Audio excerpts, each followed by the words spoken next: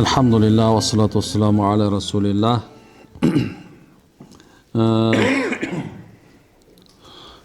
تجاوز الأمة ما حدثت به أنفسهم لهم يتكلمون أو يعملوا به. Кейде biz тұрып тұрла ой келді, ар нерсени ойлойбуз го. Кейде туруп мындай ойлойсуң, канча жыл намаз окуп жүрөсүң, канча жылдан бери динде жүрөт да мисалы алсачы. Бирок кып туруп эле бир субхана бир жаман ой келет да турат да бүттүчү. Чыкпайт, ар көзү кетпейт, бери көзү кетпейт. Мында ойлоп отуруп субхана гангстер болуп кетесиң да, тимелечи. Кел ойлоо деп кетет го, туурабы? Ana ошонун себебинен субханалла кээ бирде ой келет, мисалы биз ушул кылып атканыбыз канча деңгээлде бизге күнөө болуп жазылат, туурабы? Анан ошол себебинен биздин дини ушундай жеңил да. Биздин динибизде оорчулук жок. Биздин динибиз субханалла Алланын райым дини да. Пайгамбар өзү болсо райымдуулуктун пайгамбары. Туурабы? Демек субханалла биз болсо албетте Алла айткандай бизге оор болгон, көтөрө албай турган дин бергенбиз. Биздин динибиз аябай жеңил. Ислам абдан жеңил дин. Мында кайсы жол болсо да ошол жолдон чыгуу бар. Болгон нерсеси бир азды жакшылап нафсиңди кылып туруп, жиштирип туруп, анан бир аз тереңирээк ойлонуп коюш керек да. Кээ бирлер бар, мисалы кыска ойлонуп туруп алат да. Жок, момундан башка жол жок дейт да, болду. Всё, иш бүттү. Анан өзүн-өзү дин менен кыйнап коюшат адамдар, кээ бирлер. Көп адамдар мисалы алса динде жүрүп өзүн кыйнап койгондор болот. Тескерисинче динде рахат алыш керек, жана айтып атпаймынбы, динде өзү рахат алыш керек адамчы.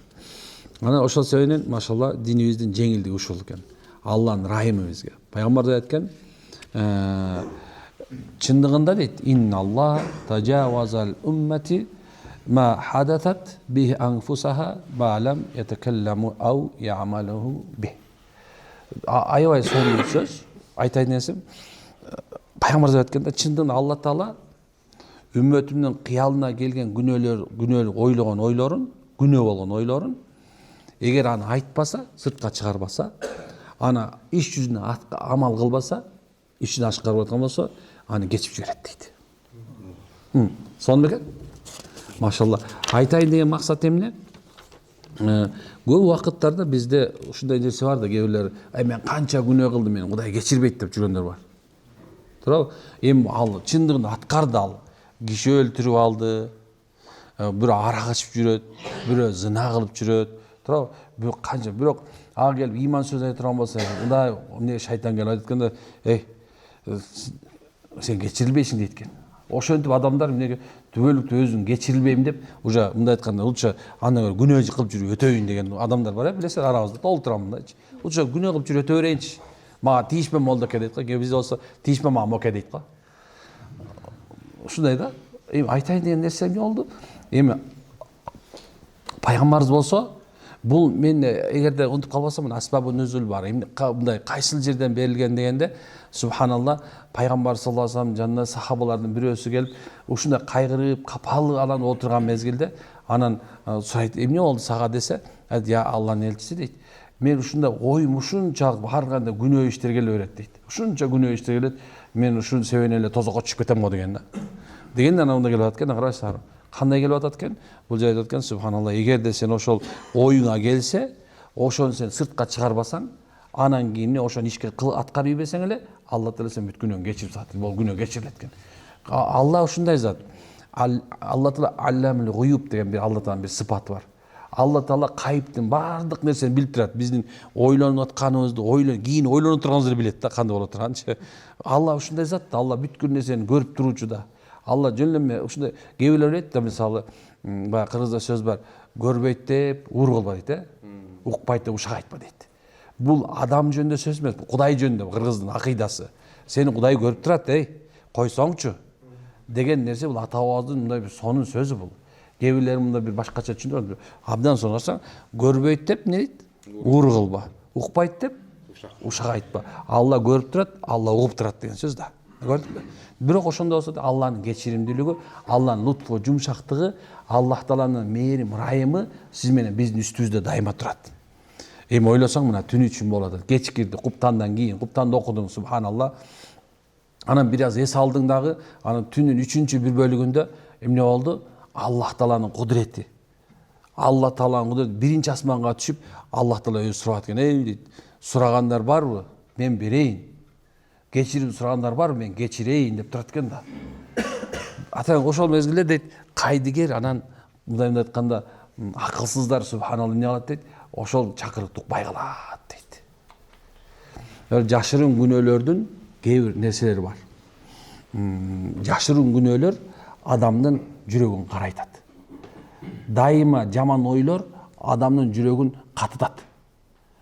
Бул ойлосо мындай катытат деген сөз бул абдан чоң оор сөз.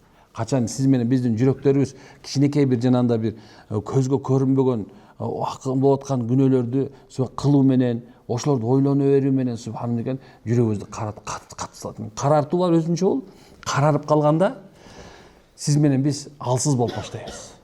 Ал эми качан жүрөк катып калганда биз текебер болуп баштайбыз. Чудасыздарбы? Алсыздык, текеберлик. Мына бул экөө субханалла жүрөккө кирип келе турган болсо, анда проблема башталат. Ошол себептен пайгамбар саллаллаху алейхи вассалам саидул истигфар дейт туурабы? Саидул истигфар. Ким деген ушул саидул истигфарды мен унутуп калбасам эскертип турасыңар, Аллахум анта рабби ла иля анта халактани ва ана абдука ва ана аля ахдика ва ва'дика мастатa'tu а'уду бика мин шарри ма санa'tu абу лака биниматика алайя бидамби фагфирли фа иннаху ла ягфиру зунуба илля ант. Ким дегим дейт ушул саидул истигфарды улуу болгон Кудай Тааладан кечирим суроо сөзүн о жерде мага жага турган нерсеси бар да, билип билбеген деген жер жагатты магачы. Бул жерде сон жери бар да. Я Алла билип билбеген деп. Бул карасаң чоң сөз бул. Ушул сөздү айтса дейт, антке мойнуна алып атасың да, кээ бирде билип каласың, кээ бирде билбей каласың күнөөнүчү. Ушул улуу сөздүн ичинде ушул сөз кемчилигиңди мойнуңа алуу бар да. Зунуба илля ант. Ошол биз кылган күнөөнү дейт да, сен билип турасың. Карасаң. Демек ушуну айтса дейт да, ошол адамдын күнөөсү энеден туулганда кечирилип калат экен да.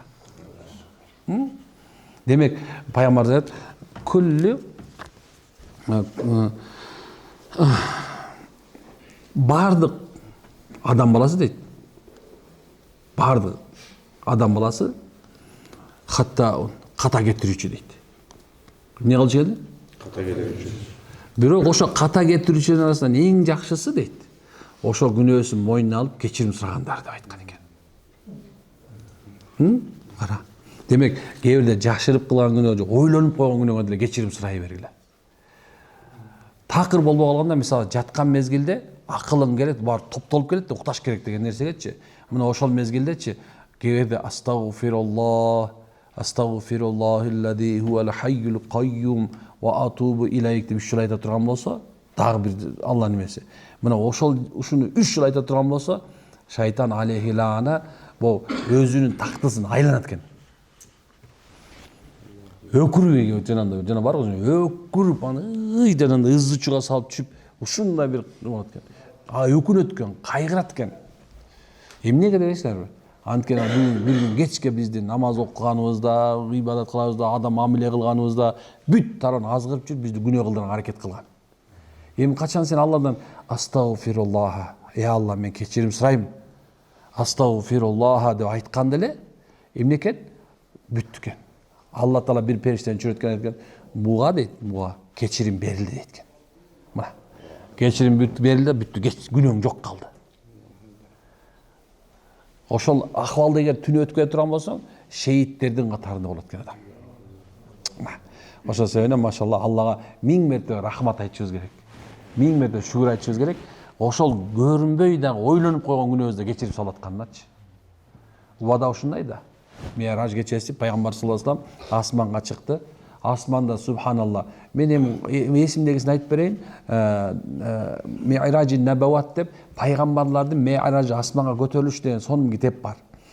Ошондо пайгамбар саллаллаху алейхи вассалам биринчи качан Бурак келип, Үммү Хани энебиздин Жабраил келип, аны Аксанын жанына, Масжид Аксанын жанына алып келип, качан буракка мингизип туруп көтөрүлгөндө некен пайгамбар айтат, бир асман менен биринчи асмандан көтөрүлгөн, жерден биринчи асманга көтөрүлгөндө дейт, мен жерден шакек болуп калганын көрдүм дейт. Бир асман менен жердин ортосунда эмеси 500 жыл экен дейт да. Качан мен экинчи көтөрүлгөн дейт да, экинчиси шакек болуп калды, биринчиси көрүнбөй калды дейт. Ошентип 7 катар асманды көтөрүлдү.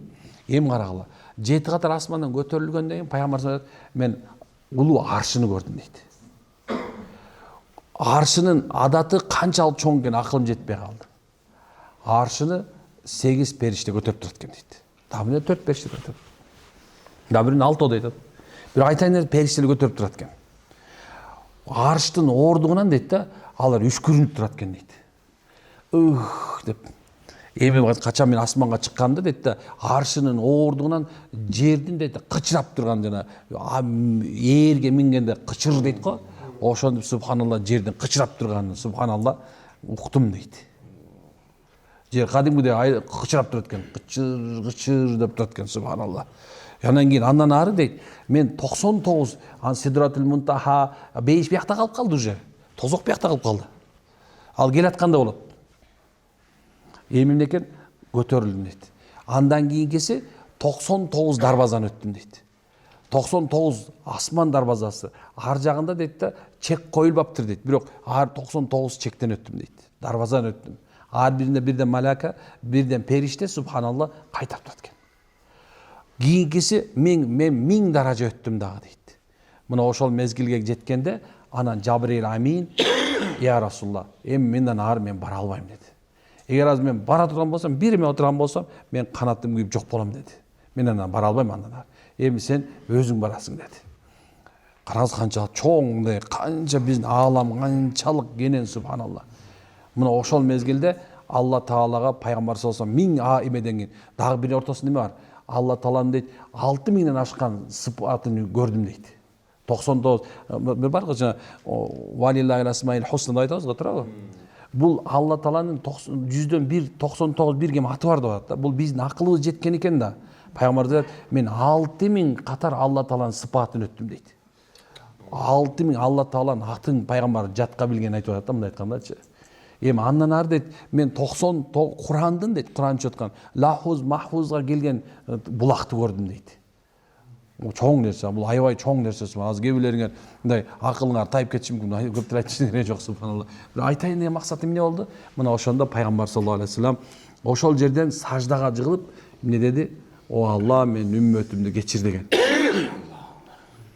Ошол пайгамбар саллаллаху алейхи вассаламдын саждасынын, пайгамбардын Аллага жалбарышынын берекетинен машаллах. Алла Таала 5 маал намазды берди, 50 маал намаз окуганын сообу бериле турган болду.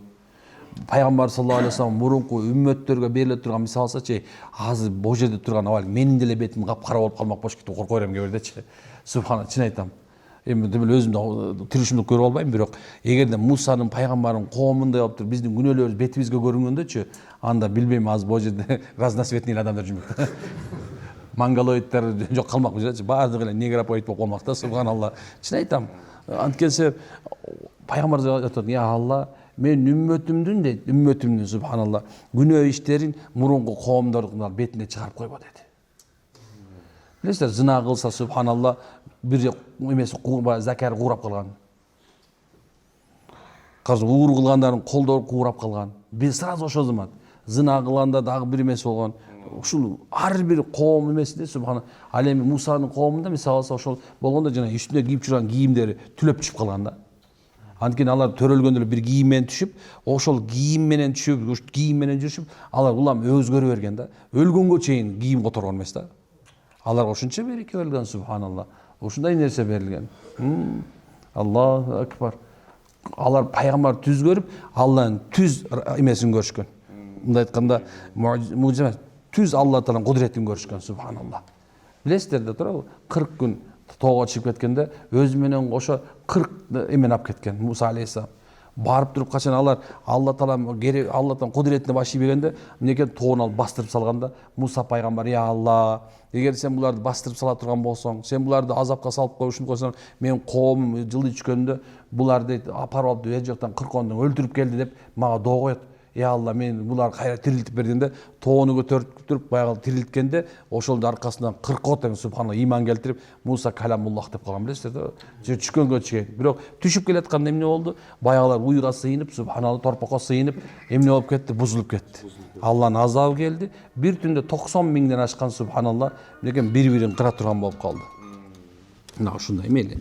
Айтайын деген максатым эмне экен? Ошол пайгамбар саллаллаху алейхи вассалам берекеттүү дуасынын бересимен сиз менен биз ушул мезгилде ушул эмне болуп турабыз? Ушул мезгилде субханалла нормальный болуп калп эле билмексем болот деп олий боло отурбайбызбы? Бирок Алла таала пайгамбарыбыздын берекеттүү дуасы менен эмне болуп койду? Сиз менен бизди сактап койду, машаллах. Дуа кылабызбы эми? Иншалла. Мен макал айттым, кана эстегилечи эмне деген эле? Укпайт деп ушак айтпай көрбөйт ууру болбойт. Ушуну балдарга үйрөткүлө эми. Башкаларга да айткыла, досум кой эми. Укпайт, ушак айтпай, көрбөйт ууру кылбаш керек. Улуу Алла таала көрүп турат десең, эмне дейласың? Кудайдын буйругу жок, курайдын башы кыймылдабайт дейт ата-бабабыз. Демек баары Кудайдан болот субханалла. Турушубуздагы, өлүшүбүз да Кудайдан. Алла болсо бизге мынтип айткыла дейт. Я Алла, мен ибадатым дагы, мен өмүрүм дагы, мен аракетим да сен үчүн деп айткыла дейт. Аракет кылабызбы? Анда амин, анда болду. Субханакалла хамдалилlah анта астагфирука ва атубу илейк. Кудай таалам баарыбызга иман хидayet берсин. Өз Алла шафаат берсин.